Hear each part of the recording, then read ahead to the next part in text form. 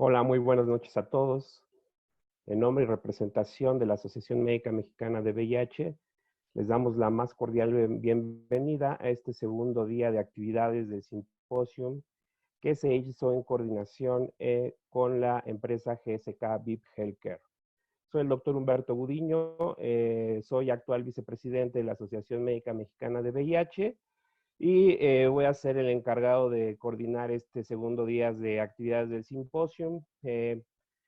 Como ustedes habrán dado cuenta, el día de ayer fue un gran día. Realmente tuvimos participación de gente con bastante experiencia en el manejo de personas con infección por VIH, la doctora Morales de Clínica Condesa, el doctor Cristian Reinaga de la empresa GSK, y también tuvimos la participación del doctor Víctor Rodríguez, también de Clínica Condesa, que nos habló de la importancia de la salud mental en estos tiempos de pandemia.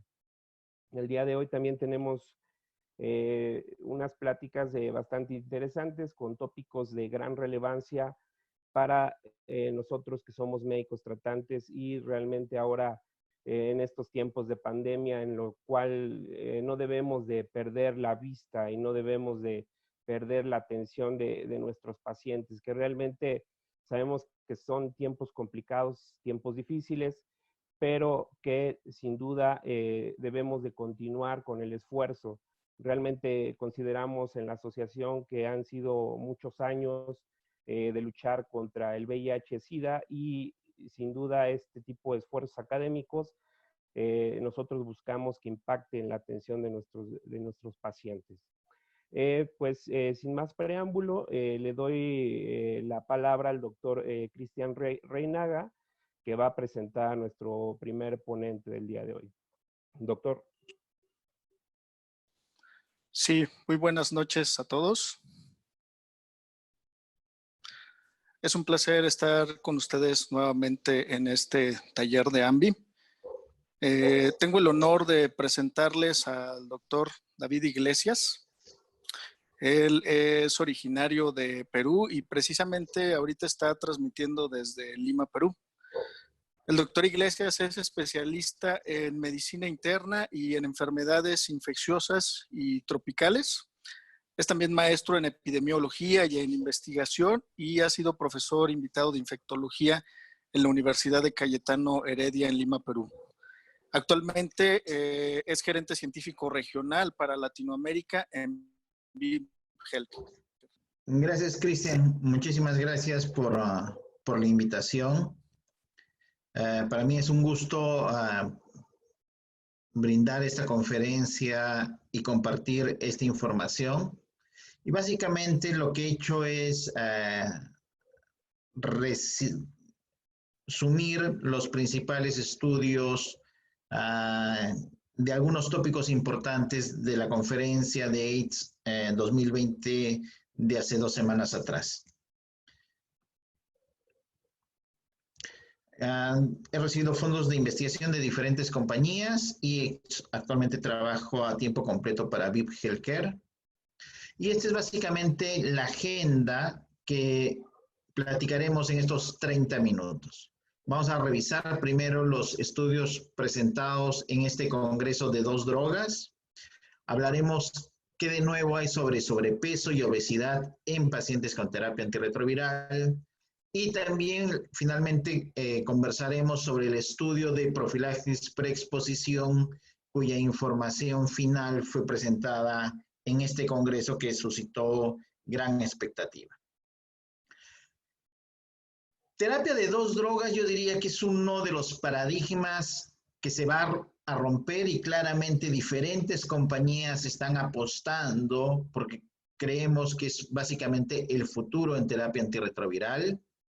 Se presentó este estudio por otra compañía que es islatravir más doravirina en un estudio de fase 2, tratando de demostrar cuál es la dosis terapéutica y de éxito virológico a la semana 48. Es un estudio de fase 2 y probablemente con estos resultados mostrados en este congreso vayan a escalar a un estudio de fase 3, demostrando claramente que terapia de 2 drogas es una alternativa que viene para quedarse en el tratamiento de los pacientes con HIV. En el caso de VIP, se presentó este estudio que es evaluar cuál fue la mejora de los parámetros metabólicos después de cambiar un régimen a 2 drogas de un paciente que venía con 3 o 4 drogas. Como ustedes saben, este es el estudio TANGO. En este estudio TANGO, en el que se evaluaron más de 700 sujetos, que eran pacientes adultos que tenían que estar con más de 6 meses en terapia antirretroviral con carga viral suprimida y tenían que tener de base un régimen que incluya TAF, fueron randomizados a etiqueta abierta a recibir dolutegravir, lamivudina versus continuar con el régimen que venían recibiendo.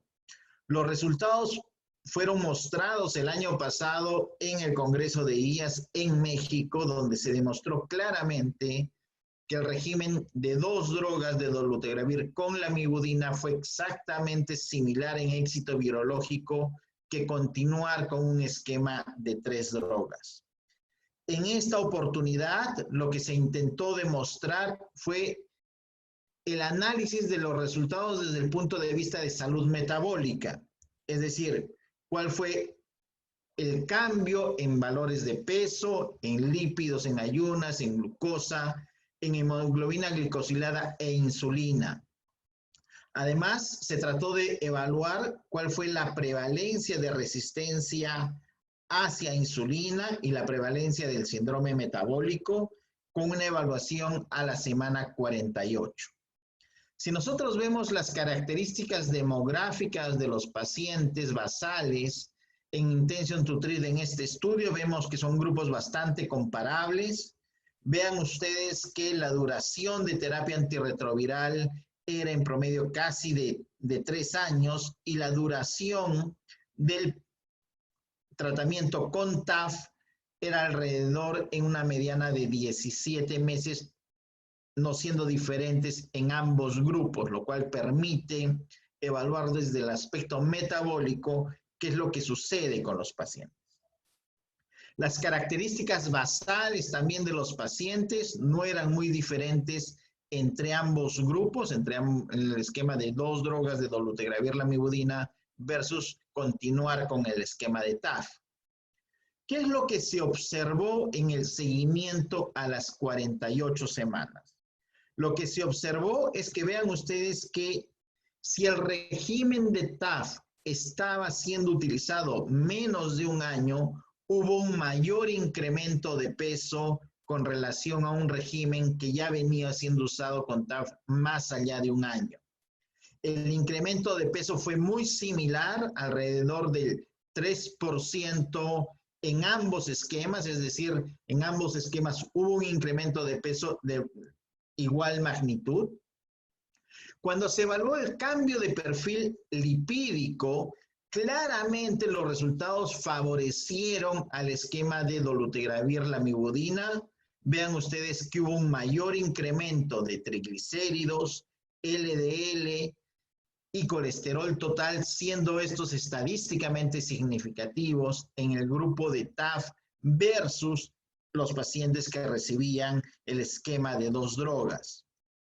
Este cambio de perfil lipídico también favoreció al esquema de 2 drogas, especialmente en el grupo busteado. Vean ustedes que en el grupo no busteado hay una tendencia favorable también a 2 drogas, pero esta no es estadísticamente significativo, probablemente porque el tamaño muestral es menos de 100 sujetos versus en el grupo busteado eran más de 200 sujetos los que fueron evaluados. Cuando analizamos los cambios en niveles de glucosa, hemoglobina glicosilada e insulina, también se aprecia un resultado favorable hacia el brazo de dolutegravir, lamivudina. Y lo mismo cuando se evalúa resistencia a la insulina, se puede ver cómo los resultados del OMA son favorables hacia el esquema de 2 drogas. Cuando se evalúa síndrome metabólico, se puede apreciar que hay un efecto favorable hacia un esquema de 2 drogas en el grupo de pacientes de dolutegravir lamivudina si lo comparamos con el grupo que venía recibiendo TAF no busteado. En el grupo de TAF busteado se puede apreciar que no hubo mayor diferencia significativa.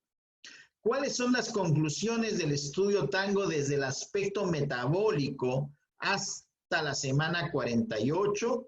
Es que se observaron diferencias más pronunciadas a favor del brazo dolutegravir lamivudina en el subgrupo potenciado de lípidos, insulina en ayunas y resistencia a la insulina. Claramente, la salud metabólica es un hecho multifactorial y complejo, razón por la cual se tiene que evaluar sobre todo en perspectiva a largo plazo, porque hay muchos factores involucrados, pero claramente empieza a haber cierto ruido con la presencia de TAF y síndrome metabólico. Otros estudios que evaluaron un régimen de 2 drogas fueron presentados y fueron evidencia de mundo real, es decir, no ensayos clínicos, sino estudios hechos por investigadores independientes en diferentes centros, fundamentalmente europeos.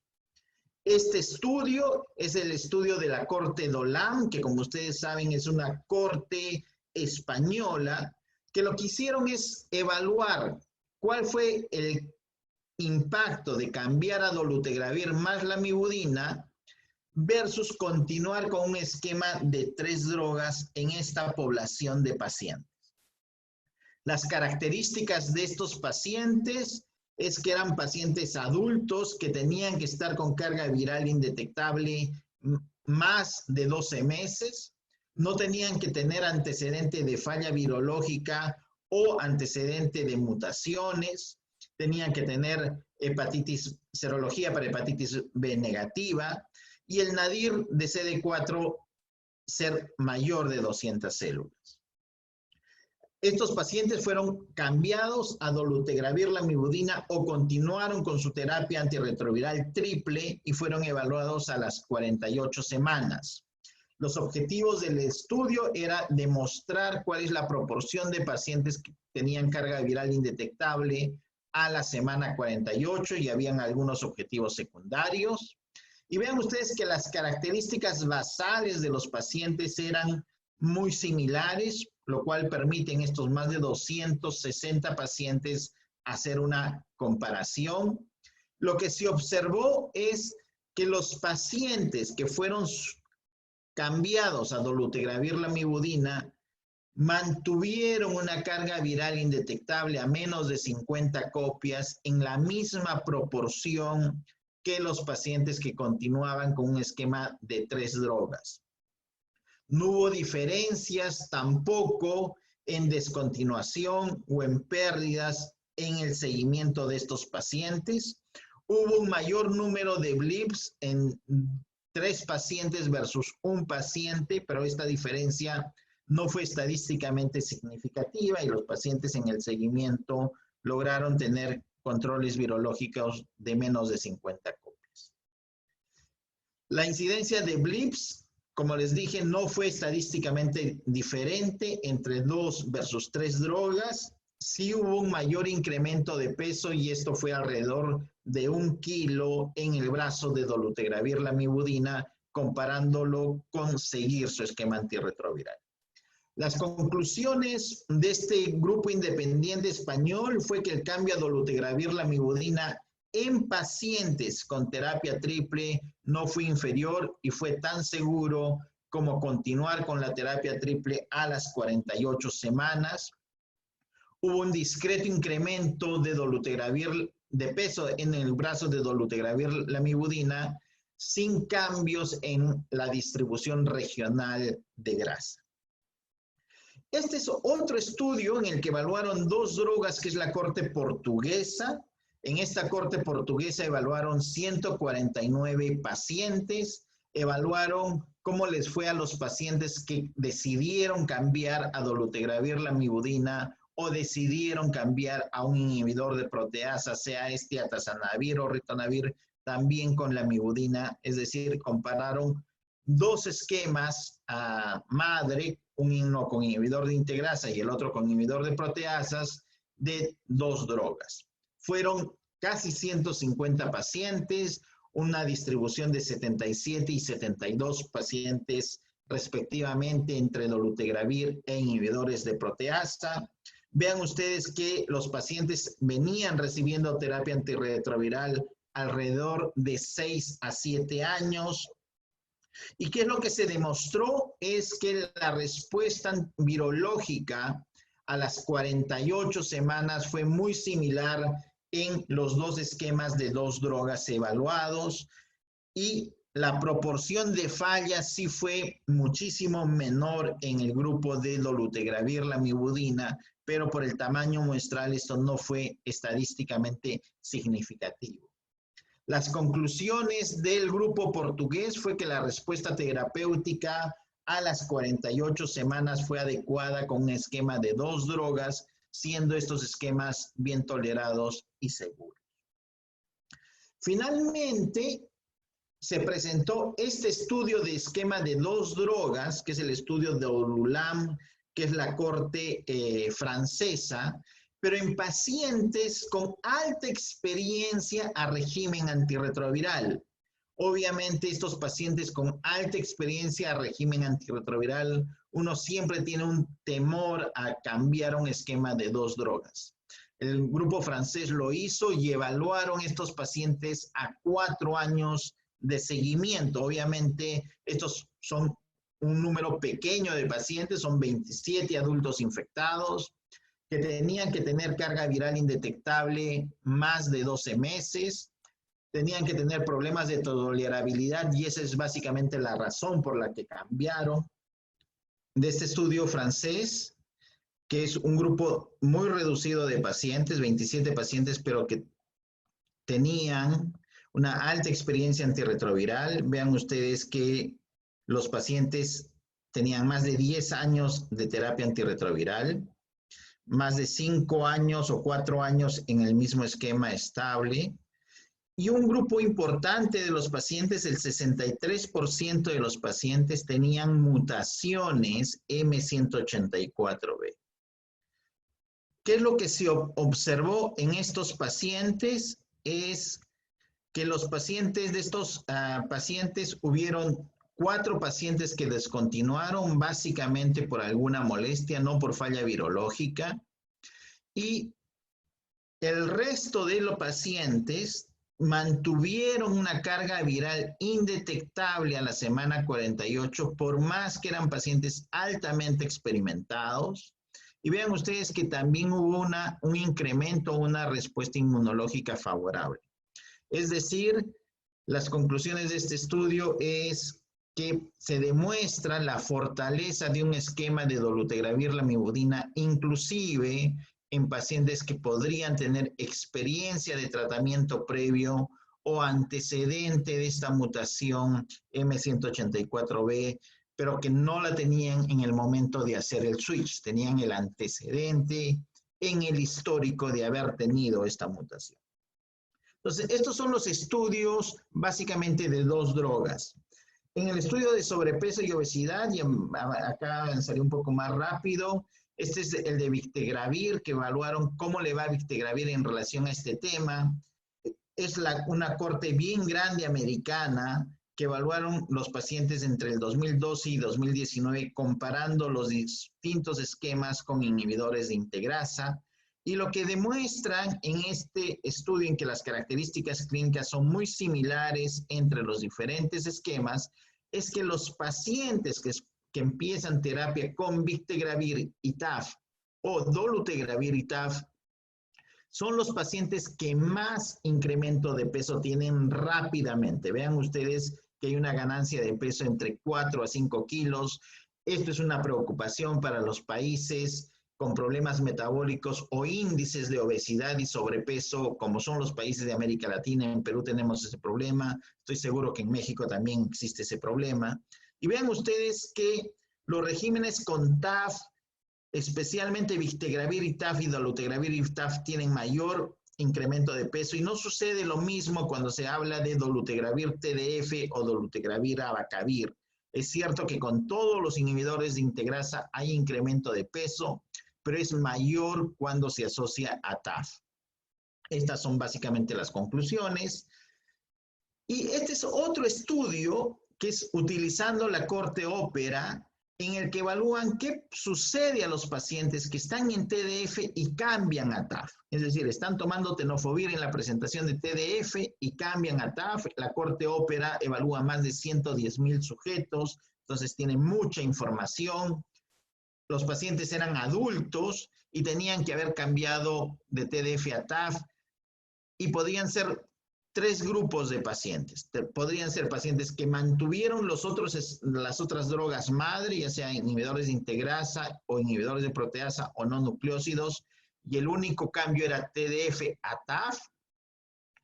¿Qué es lo que sucedió en los pacientes que estaban ya tomando inhibidores de integrasa y hicieron ese cambio de TDF a TAF? O que además, en el último grupo, que cambiaron de TDF a TAF y además cambiaron a un inhibidor de integrasa. ¿Qué es lo que se observó en estos pacientes? Que los pacientes, independientemente del esquema, este cambio de TDF a TAF se asocia a un incremento de peso en los 9 primeros meses. Vean ustedes que es un incremento de peso por encima de 2 kilos y posteriormente empieza a haber un incremento muy lento y sostenido a lo largo del tiempo.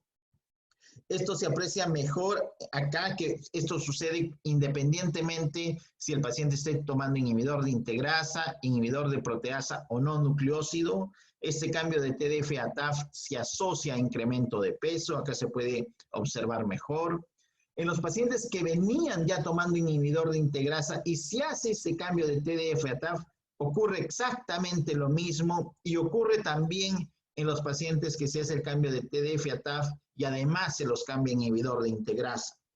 Las conclusiones de esta corte grande es que el cambio a TAF está asociado a un incremento de peso importante en los primeros meses, en los primeros 9 meses de terapia antirretroviral que reciben TAF, y luego hay un incremento paulatino o entra en una meseta, y esto sugiere fuertemente un efecto independiente asociado a TAF y a ganancia de peso. Y finalmente, en estos 7 minutos que nos quedan de presentación para estar al día en el tiempo, vamos a hablar sobre los resultados del estudio de profilaxis preexposición del estudio HPTN 083. Como ustedes saben, en este congreso se presentaron los datos finales. Este estudio tuvo que ser parado por una recomendación del Comité de Ética. Este estudio evaluó cabotegravir inyectable de acción prolongada en hombres que tienen sexo con hombres y en mujeres transgénero. Claramente hay varios estudios de profilaxis preexposición y la droga que se utilizaba es tenofovir emtricitabina. En este estudio se planificó involucrar 4.500 sujetos, luego se amplió a 5.000 sujetos por una baja incidencia de HIV. Los pacientes venían de 43 sites a nivel mundial. Se incluyeron 4.566 pacientes, el 12% eran mujeres transgénero, el 67% eran menores de 30 años. Los pacientes menores de 30 años, que era la mayoría en el estudio, tenían mayor incidencia basal de enfermedades de transmisión sexual comparándola con mayores de 30 años.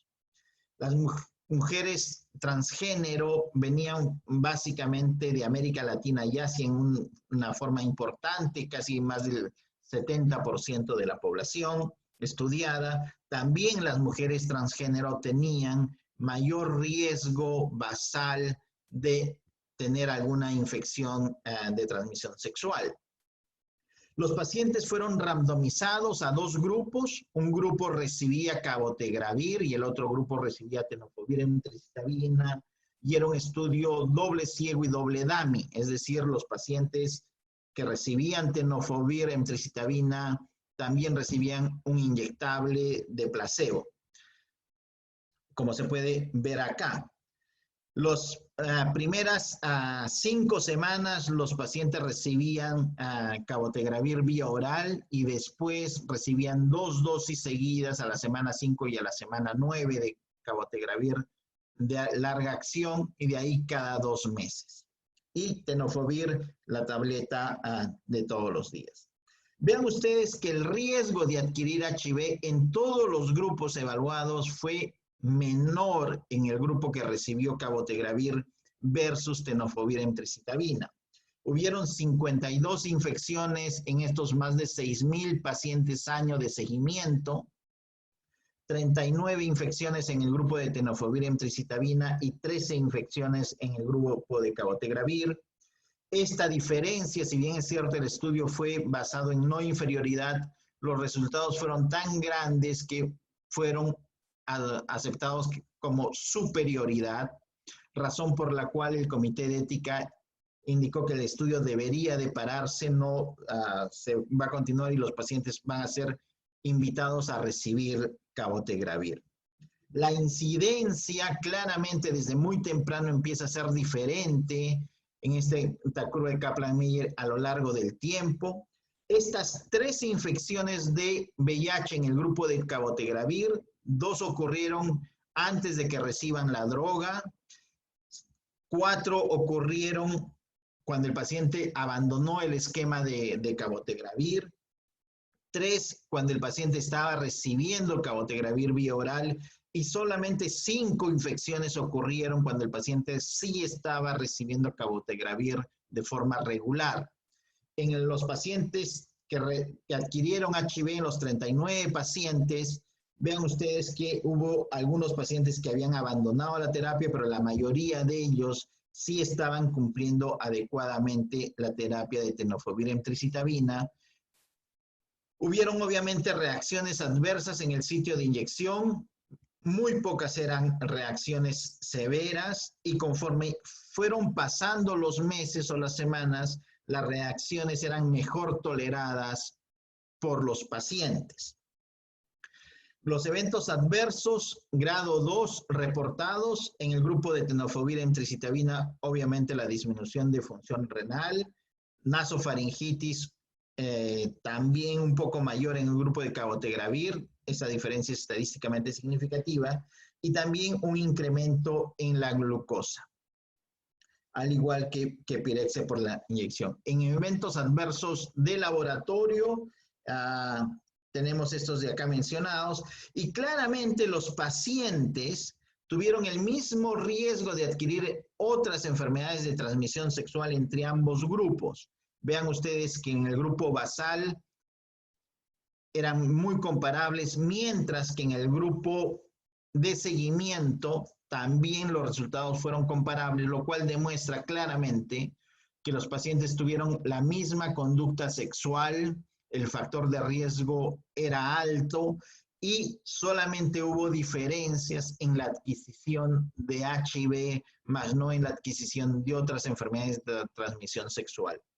¿Cuáles son las conclusiones de este estudio? Para terminar la presentación, es que por primera vez cabotegravir de larga acción demuestra claramente que fue superior al esquema que venimos usando de profilaxis preexposición de tenofovir emtricitabina, con una reducción del 66%.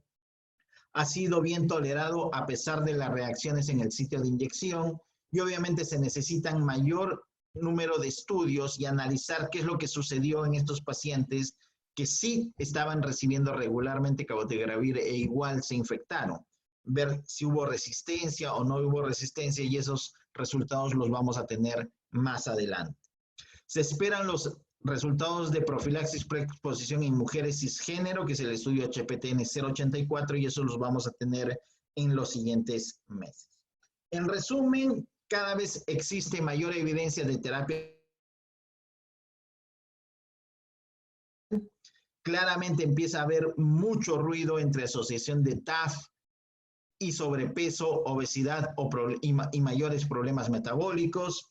Y cabotegravir de larga acción ha demostrado ser efectivo en profilaxis preexposición en varones que tienen sexo con varones y en mujeres transgénero. Muchísimas gracias por su atención. Vamos a continuar en la parte final de las